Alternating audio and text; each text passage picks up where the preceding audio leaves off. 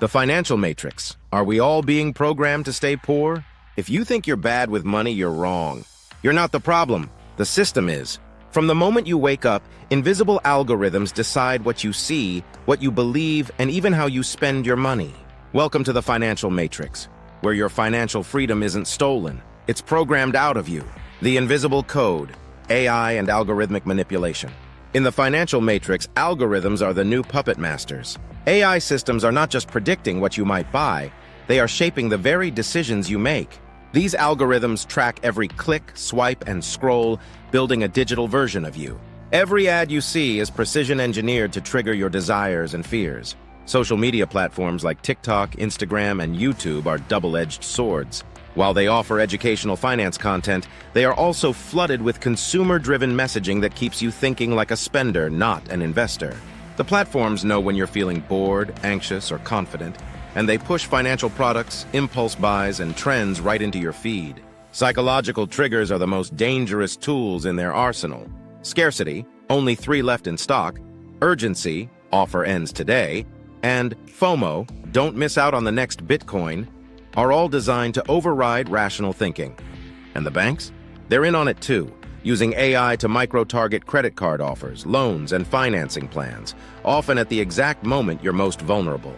Media bias in finance. The news isn't neutral. If you think the news is about informing you, think again. The financial media has one mission: to keep you watching, reading, and clicking. And nothing does that better than fear and greed.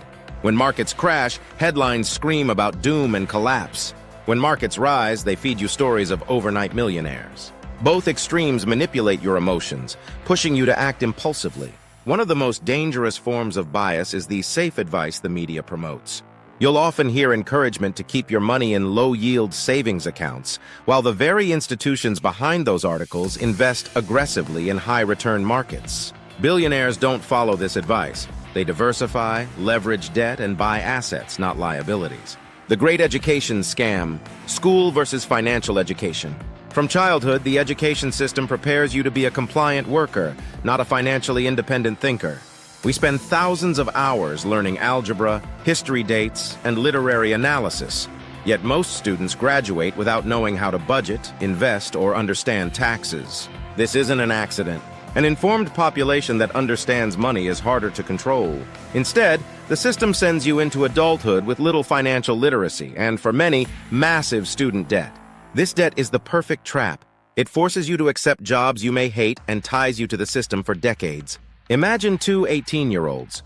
One learns the power of compound interest, avoids unnecessary debt, and invests early. The other follows the traditional path, takes out large student loans, buys a car on credit, and lives paycheck to paycheck. Fast forward 20 years. The first one is financially free. The second is still paying for their early mistakes. Consumer debt, the shackles you don't see. Consumer debt is marketed as freedom, the ability to buy now and pay later. But in reality, it's a leash that gets tighter every time you use it. Credit cards, store financing, and buy now, pay later schemes are designed to keep you in a cycle of repayment. The biggest weapon? Minimum payments. On paper, it sounds helpful. Pay a small amount now and settle the rest later. In reality, paying only the minimum on a $5,000 credit card balance could mean you'll be in debt for over 30 years, paying far more in interest than the original amount. Debt keeps you from taking risks, starting businesses, or investing. It keeps you exactly where the system wants you, dependent. The red pill moment. How to break out of the financial matrix. Escaping the financial matrix starts with awareness. You have to recognize the programming before you can break it. Step 1, spot the triggers. Every time you feel the urge to buy, ask, was this my idea or did someone plant it? Step 2, rewire your habits. Automate investments instead of purchases. Make saving and investing the default.